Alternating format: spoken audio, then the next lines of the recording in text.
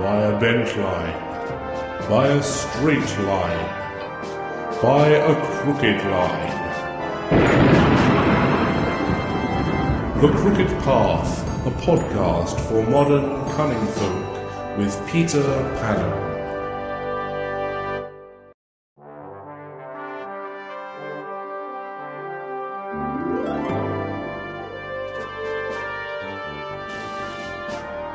By a bent line, by a straight line, by a crooked line. Hello and welcome to The Crooked Path. My name is Peter Pagan, and this week we're coming to you live in vision and sound, hopefully, unlike last week. So for anyone who was watching last week, you weren't hearing anything. So we are going to pretend last week didn't exist, and this is the third episode. And we're going to be talking about paying for training. But first, let's take a look at a little news. First of all, I would like to let everybody know that in about 3 weeks, Raven will be joining us with her wart cunning section that she used to do in glorious vision. And I'm really looking forward to that because I've always had a great laugh and a great time sharing the herb lore with Raven because she's brilliant. Some of you are aware that Linda and I have stepped out into the world of arts and crafts. Now that we're full-time entrepreneurs, we've got our creative juices together, and Linda's doing her pottery and I'm doing etched glass work. And I just wanted to mention that one of the things I'm going to be specialising in is custom work for covens, lodges and other esoteric groups. In other words, if you want mugs, chalices or whatever etched with your symbols, sigils, signs or secrets, I'm your man, because I've got the technical skill, the artistic ability, and I understand where you're coming from because I'm crazy too, which is always a good start. And we'll be offering chalices, glasses, mirrors, glass temple bells. We can even do awards for you if you want Best Magus or Wand Waver of the Year. We can facilitate that for you too. You probably already know that we've brought Star Casas, Mama Star, on board as a publisher at Pendrake Publishing, and her book, the Conjure Workbook Volume 1, is doing very well indeed. Well, she also has conjure cards, and the standard deck is already out. The deluxe deck is on the verge of being released, and the book, the 112-page book on reading with old-style conjure cards, is imminently available too. So that's something to look forward to. Really good divinatory system. So that is all the news that's fit to share today. Haha. So let's have a little lore discussion, shall we? And let's talk about that paying for training thing. I guess the first thing you need to do in a discussion of this nature is identify what we actually mean by training. Because you know that there is a big difference in the way various subjects are presented. There's teaching, which is usually learning facts by rote in one form or another.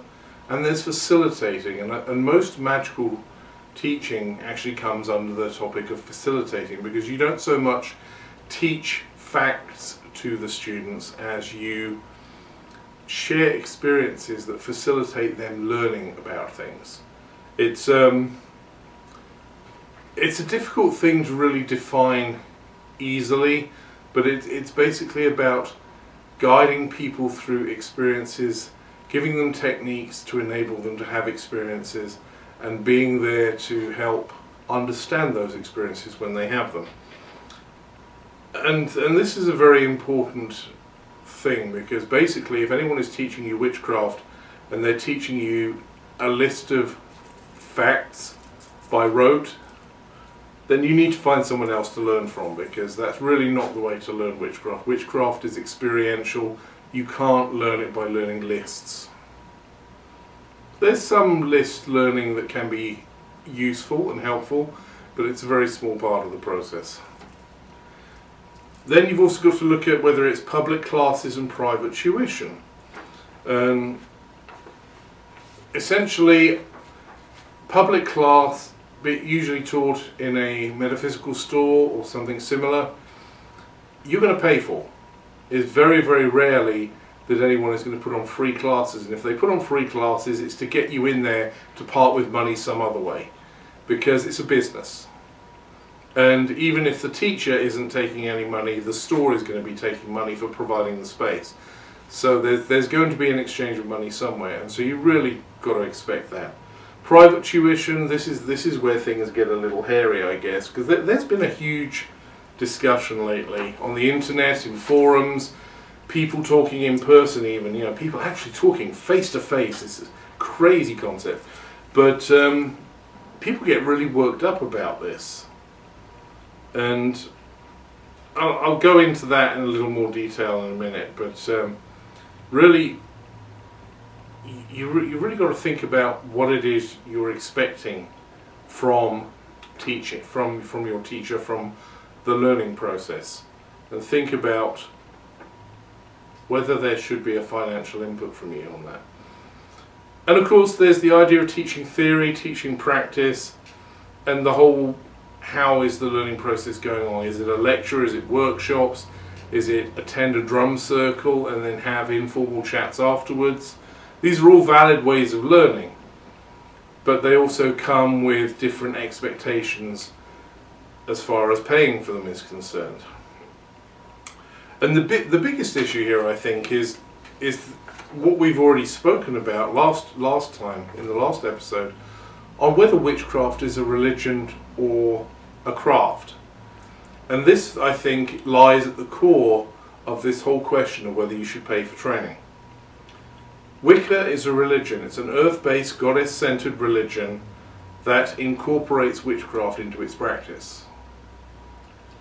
Witchcraft itself, however, is not a religion. It is a magical path. It is a set of techniques, if you will, a way of interacting with the universe, and it is frequently practiced within the framework of a religion, but it is not itself a religion. That's my theory, my opinion. I'm very opinionated. You've probably figured that out by now. But I sincerely believe it's the right answer. And that makes a big difference when it comes to paying for training, because people expect to pay to learn a craft. Excuse me. Whereas religious education, funnily enough, people don't expect to pay for that, but when you look at most mainstream religions, you pay for your religious education. You go to Catholic Church, Anglican Church, Baptists, Episcopalians, UU Church, any church out there is going to, once you decide to be a member of the congregation, they're probably going to charge you a monthly or an annual fee, a membership fee. And they're going to ask you to contribute. They're going to ask you to put your money in the plate as it goes round every Sunday. So one way or another, you pay. And some traditions, payment is a very important part of the process. There are traditions in Wicca where the initiates take oaths not to charge for teaching. Now, personally, I really don't know where this came from. When I was training in Alexandrian Wicca in London back in the 1980s, I don't remember anybody taking an oath like that. I'm also friends with members of Gardner's original covens. I don't remember them taking any oaths, and certainly the coven I trained under and the covens that the people I knew belonged to all charged a weekly or monthly fee, coven dues they call it, to cover the costs of everything. And like I said, I never came across any of these oaths. I know there are traditions that specifically do have an oath of that nature. Blue Star Wicca, for example, is very big on not charging for training or anything like that. But not all traditions of Wicca have that oath, obviously, And very few traditions of old school witchcraft have that. So there is a big difference. Teaching witchcraft, you're not often going to come across this concept, because quite often teaching witchcraft involves a lot of effort on the part of the teacher, and there are going to be expenses, and they're going to want to recoup those. A lot of the people that you might want to go to for teaching, for training in traditional witchcraft, in order for them to have the time and the dedication to actually provide teaching, it is their full-time job. They need to earn an income to pay the bills.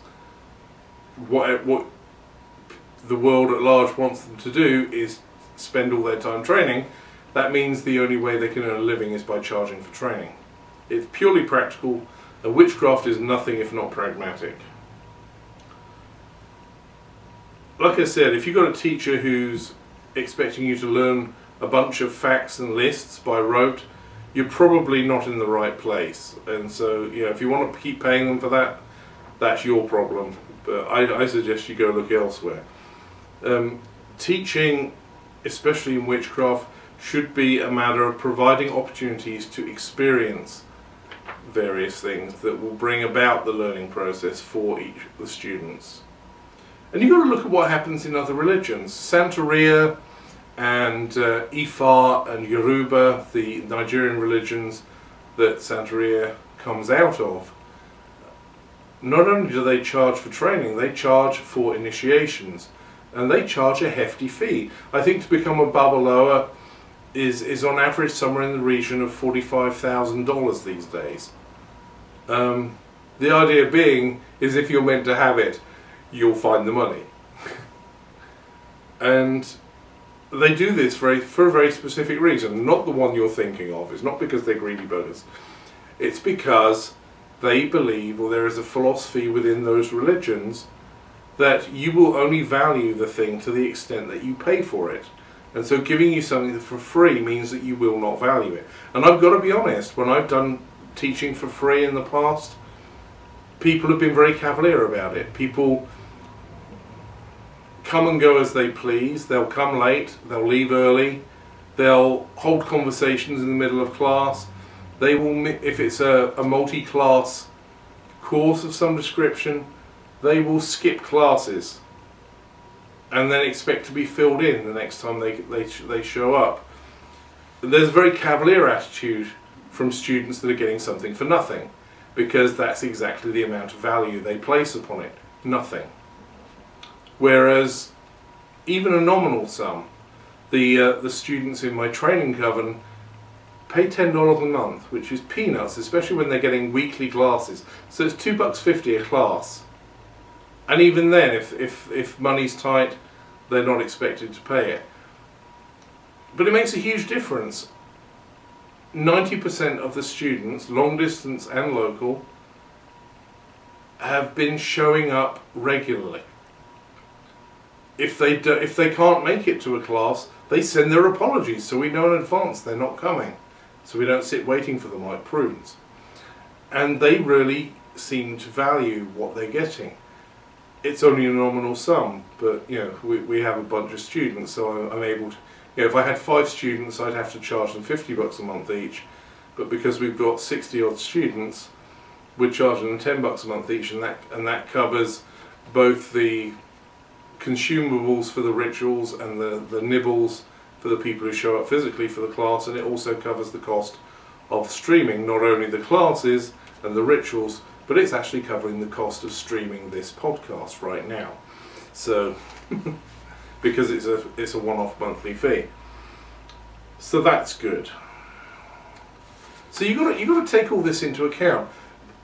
My main piece of anger about this whole discussion isn't so much, I don't care that people say in my tradition we don't charge for teaching. That's fine. If it's your tradition and that's the way you do it, then don't charge. Pure and simple. It's when somebody from another tradition says to me, we take an oath not to charge for teaching, therefore you shouldn't either. I'm sorry, I'm not a member of your tradition. My tradition has no such problem with money. And I'm going to keep doing it the way it's been done. Historically, training for magical training of any sort has been run along the lines of a craft apprenticeship.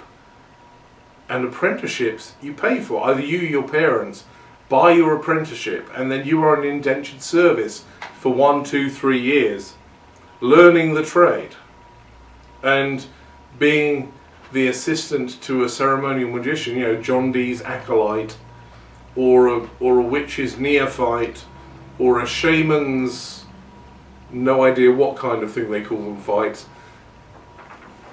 You pay to get in the door, and then you work your butt off. Because, you know, apprentice roughly translates as indentured servant, with some learning. So it's a very important thing. When you look at teaching a specific tradition, you've also got to look at oath-bound material. People in public classes tend not to teach oath-bound material. You learn oath-bound material when you become a member of a tradition, and they can put an oath on you and bind you with it. You know, a binding contract of sorts. And one of the ways of making sure it doesn't get out is by charging a fee to learn it. It's less likely to be given away for free. The whole covering costs thing we've mentioned off and on already several times. It should not cost somebody money to provide the teaching that people are looking for. And I've actually known teachers who pay out of pocket. They've got too many people to find room for in their tiny living room, so they rent a hall and then ask for donations, and nobody donates, and they end up paying for the hall. It's really silly, but it does happen. You'd think spiritual people would be a little more aware, but sometimes they can be just as oblivious as everyone else. Apprentice versus acolyte is a very important thing to look at as well. When you're studying witchcraft, you become an apprentice because you're learning a craft, learning techniques, learning how-tos. And remember, witchcraft is an orthopraxy, so there isn't a dogma to learn. You haven't got to learn how to think and how to believe. You have to learn how to do, and then work out the what you believe part for yourself as you go along. Whereas religious training, if you're taking holy orders, becoming, working towards ordination as a priest, or to become a monk or a nun, or some other strange kooky person that wears out-of-date clothing and spends a lot of time praying, then you're looking at being an acolyte, and an acolyte is a different scenario. And often acolytes are expected to give up everything, coincidentally, to the church. But the important thing is giving things up there. So they're two very different ways of learning. I think people get the two confused because, especially in Wicca, everyone refers to themselves as priest and priestess, high priest, high priestess. They fixate on the religious aspect. And I think that is why people start thinking, oh God, we can't charge for this because it's immoral to charge for religious training. Bull. There's plenty of people out there in the mainstream religions who make a very tidy living out of their religious instruction. So basically what I'm saying, in a nutshell, is that for a lot of teachers in the pagan community, for a growing number of teachers, and they tend to be the more well-known and more sought-after teachers, public classes are a way of earning a living. Orion Foxwood earns his living travelling around the country teaching classes. Chris Penczak does the same. Raven Gramassi. There's a whole bunch of people out there whose sole source of income is their teaching, whether it's in person, through books, DVDs, or whatever. As I said before, witchcraft is a craft, not a religion, and therefore I think any arguments about about the holiness of the material is neither here nor there. Witchcraft is a craft, you're teaching a craft. All craft masters teach for a fee.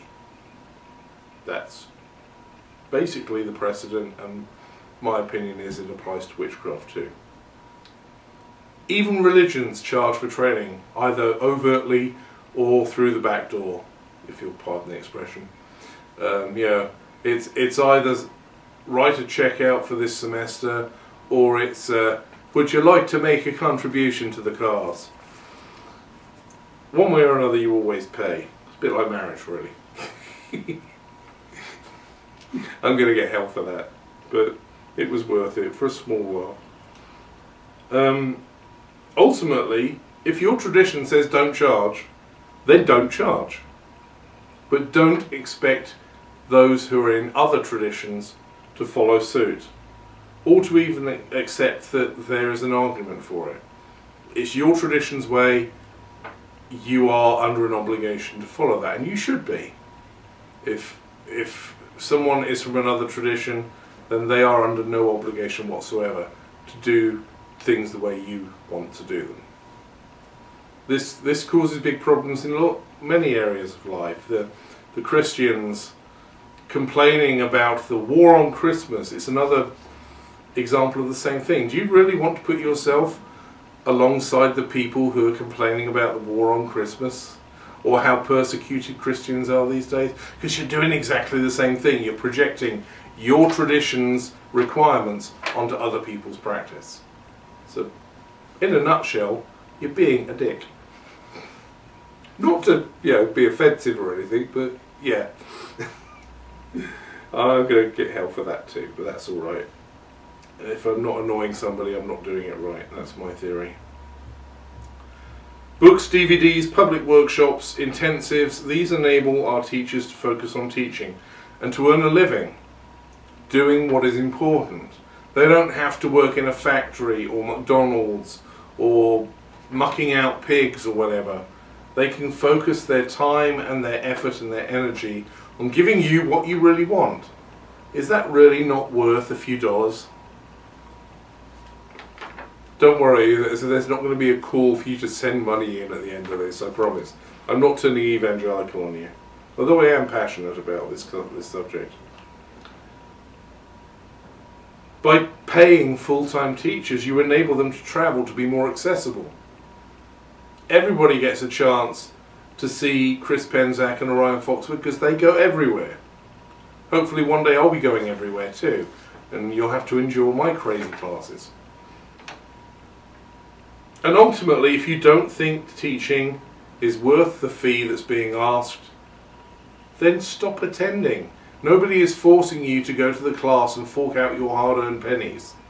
If you don't think it's worth the money, then stop going.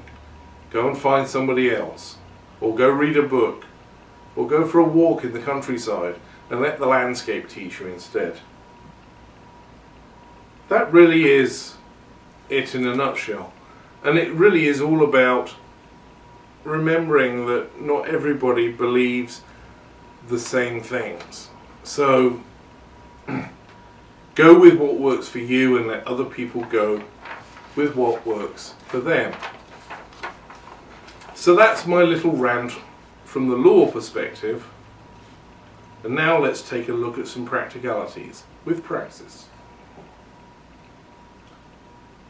So how can we go about learning the craft? Some of you may be wondering that. I know in the past people have been listening to my podcast because they haven't been able to find classes they can attend locally. And so they put up with listening to my dulcet tones. Poor people. But somehow they keep struggling through, and one day they'll be rewarded. But how can you learn about the craft? Well, the obvious answers are you can buy books. You can go to public classes if you're lucky enough to be within travelling distance of a metaphysical store who happen to have decent teachers teaching decent classes. You can find a teacher. This isn't always easy because there are quite a few teachers out there, and quite a few of them are somewhat dubious. I'm not trying to put other people down, but there do seem to be a lot of charlatans out there, people who are looking for your money rather than looking to share wisdom. Really, it's not that difficult to figure it out. If the focus is always on the money, then the chances are they're not doing it for the right reasons, and they're not going to be that good a teacher. If the money is incidental, or is essential but is not the main focus, then there's a better chance that the person is actually teaching because their heart needs them to teach. And that is something you do have to bear in mind with esoteric practices, that a lot of people who teach, I mean, I consider this to be true of myself, is that I have an overwhelming need to teach. It's not because I want to teach or because I'm trying to, hey, look at me, look how much I know, or even, come and worship at my feet. You really don't want to worship at my feet. If you saw my feet, you would not worship. That's nothing to do with why I do this stuff, even though some people think it is. I have an overwhelming compunction to share what I've learned. And that's really all I'm doing. I'm not some high muckety muck. I'm not this great all-wise, all-knowing person. I just happen to have stumbled on some really cool stuff that I want to share. And that is really important to me. So you've got to bear in mind that a lot of people who teach well, are doing so because there is a drive within them, that they have no choice in the matter. In witchcraft especially, this tends to be the main reason. People don't choose to teach because, I'll tell you, it's a lot of hard work. No matter how you do it, whether it's a small bunch of people in your living room or it's people through live streaming around the world, there's a lot of work involved. There's a lot of effort involved. I am always completely exhausted at the end of any class I teach. Anyone who's seen me at Pantheon after a workshop knows that I'm basically a blubbering lump of jelly and require large quantities of beer to recoup my faculties. Or maybe it's the large quantities of beer that remove my fat. I don't know. Anyway, I'm pooped after a class. Let's leave it there. Ah! Who on earth would be calling me? Well, I'll tell you who's calling me. It's Google scam artists. That's who's calling me, trying to get me to pay to have my business listing on Google updated. That thing that you can actually go to Google and do for free. And they, if you actually speak to them, they threaten you that they're going to make it impossible for anyone to find you on Google. And they're nasty, but I get at least one call a day on that. Could be worse. It could be people actually demanding money from me. They don't do that anymore. They found out I don't have any and they've stopped doing that, so that always works. Finding a teacher can be very difficult because there are a lot of dubious, a lot of well-meaning but dumb teachers out there. Unfortunately, there is a phenomenon that seems to be particular to the pagan community. People who realise there is an empty slot in the community. They need, a teacher of X is needed. And well, I don't actually know a thing about X, but I'm sure if I buy a couple of books I can manage it. And so they set themselves up as an expert in this thing, but actually have nothing really to offer. And it's really sad. People who can't find a coven to join, so they start one and immediately give themselves some grand high title and start laying down the law to the people that they attract. And this is a little bit of a digression, but and this is a very controversial opinion of mine, but like I keep saying, I am opinionated. You knew what you were getting when you clicked play. I believe that bad teachers and charlatans provide a service, because the people that are drawn to them, the ones that have any ability or any future in the craft, will soon enough figure out that they're barking up the wrong tree and will go and search out something better. The ones that are too dumb to realise, or just too gullible to realise, will keep going to their little faux teacher, and they will not hassle the people who are working hard to present the mysteries the way they should be. So it's a kind of filtering process, and I know it's very harsh of me to say this, but I believe that bad teachers have their place because they filter out the students who wouldn't pay attention anyway. And there are a lot that, I mean, one of the things that a lot of people coming into the craft sometimes underestimate is just how much work is involved in learning. I mean, you ask any of my students from my training coven, and they will tell you that we literally bombarded them with a crap ton of stuff. And a lot of them were struggling to keep up with it. Luckily, through the miracle of being able to watch the recordings, they were able to keep up with it, you know, work at their own pace. That's one of the reasons why we did it that way. But it's hard work. You're actually supposed to study and learn and use critical thinking and all the other things that they don't teach you in high school anymore. So, but there are a lot of people out there who want to join the club, as it were, but don't actually want to put any effort into it. They're joining for the social aspect, you know, getting to hang out with the cool people, with strange, with the strange herbs and the good beer, because pagans tend to have good beer and mead and stuff because we like a tipple, and but they don't really want to study or do homework or actually put any effort into their craft, and so for them there isn't really any difference between a good teacher and a bad teacher. As long as they get the kudos and the social life that comes with it, they're happy.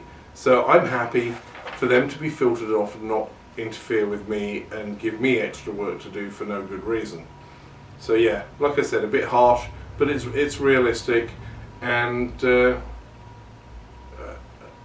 it stops me from getting annoyed at bad teachers because in my universe, they serve a purpose. I'm going to get letters for that one, I know that. But there you go. And of course, if you want to find a coven, the same applies, but on a bigger scale. You haven't just got the teacher to worry about, you've got everyone else who's in the coven. And it can be very difficult because a proper working coven may not be a teaching coven. They may not be into training newbies. In which case, not only have you got to convince them that you're worth training, you've also got to convince them that you're good enough innately that they can train you without it digging too much into the time they want to spend doing their other work, the main work of the coven, which is not teaching. If you're lucky, you'll find a teaching coven. It's one of the reasons we started the Goriado Tree as a training coven, was that I'm aware of how difficult it is to find good covens out there, especially traditional witchcraft as opposed to Wicca. You can find a bunch of Wiccan covens, but if what you're looking for is not Wicca, it's not so easy. So we thought we'd try and ease that problem a little, and it's actually turned out pretty well, I think. So what are the criteria for a good teacher? And this will be my finishing little salvo here. Look for repeated classes. If they're being asked to come back to teach public classes again at the same venue, the chances are they weren't too bad because they're being invited. It's a bit like, if you go and do stand-up comedy, if you get invited back, chances are you were funny. And if, as a teacher, if you get invited to come back and teach that class on whatever again, then the chances are you provided a pretty good class. Look for evidence that they know what they're talking about. Now this can come in the form of recommendations from people who've taken classes with them before. If they've published books or articles, that's not necessarily a hard and fast good sign, but it's a reasonable indication. It depends on who published them, where, and things like that. But if they've published with a reputable publisher or in a magazine that actually has some good stuff in, chances are they know their stuff. If they're well known locally for being an expert in their field, that is a fairly decent one. None of these are completely hard and fast. You can't guarantee a good teacher based on any one of those, because there are people who are well known locally as being a teacher of X, but actually if you dig deeper, nobody really thinks they're particularly good. They just think they're well-meaning and they're entertaining. So you have to bear that in mind. None of these are hard and fast, but they're good starting points, if you will. Once you start attending the classes, look for them to be encouraging students to think for themselves. There shouldn't be a guru attitude going on here. There shouldn't be a one true right and only way, my way or the highway. You really should see that a good teacher is going to engage the students and make them think for themselves and come up with their own ideas. And especially look at how they deal with disagreements. There are some teachers out there who will not tolerate somebody having a different opinion to them, and they react very badly to it. Chances are, there are a few exceptions. There are some very, very renowned teachers who know their stuff who do that, and you just have to put up with it because they're eccentric. It takes, all kinds to make the world go round. But there are a lot of people out there who take that attitude because they are not convinced of their own material. And so it's usually a sign that the person is bullshitting, to be perfectly blunt. So unless you're hearing they're a really great teacher but just don't say anything that disagrees with them, then that means they're eccentric. If you walk in and I'm sorry, you can only walk Deasil around the circle space. It is forbidden to do anything otherwise. They're full of crap. They may say, in my tradition we only go Deasil, but there are traditions that go Widdershins as well. That is acceptable in my book. But, mantra of the day, I know I'm opinionated. The important thing really is to use your heart as well as your head. If it feels right, then chances are it is. If it feels wrong, chances are it is wrong. And that's a good starting point. And if you're in doubt, public classes, they're usually one-offs, or if it's a series, you can dip out. You can ask if they're doing a 10-week course on traditional witchcraft. Ask if you can sit in on the first one, and then decide whether to take the rest. It's a simple process, but ultimately, the thing to remember is that if you want to learn witchcraft, most of the teaching is going to be done by you yourself, and any external teachers, any weirdos like me that you engage in the process are basically going to be facilitating you learning for yourself. They're not going to be passing on Holy Writ from on high. They're going to be providing you with opportunities to experience stuff, and it's the experiences that are going to teach you. So that's it for this week. Hope you enjoyed it. And it's actually I think I did a little longer and a lot longer and a little better than the silent episode. Of course, the fact that you can actually hear what I'm saying means that this is actually infinitely better than the last one. So it'll be up in the usual places as a podcast, probably by the end of day tomorrow. And over the next couple of weeks, we'll be gradually adding all the pretty bells and whistles that make it a more professional setup, so that by the time Raven joins us, we actually look like we know what we're doing. So thanks for joining us. Hope you enjoyed it, and I hope you'll join us next time. Bye bye.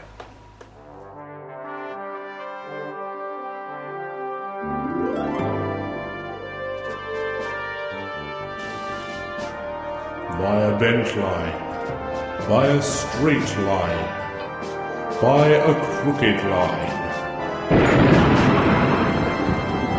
The Crooked Path, a podcast for modern cunning folk with Peter Pagan.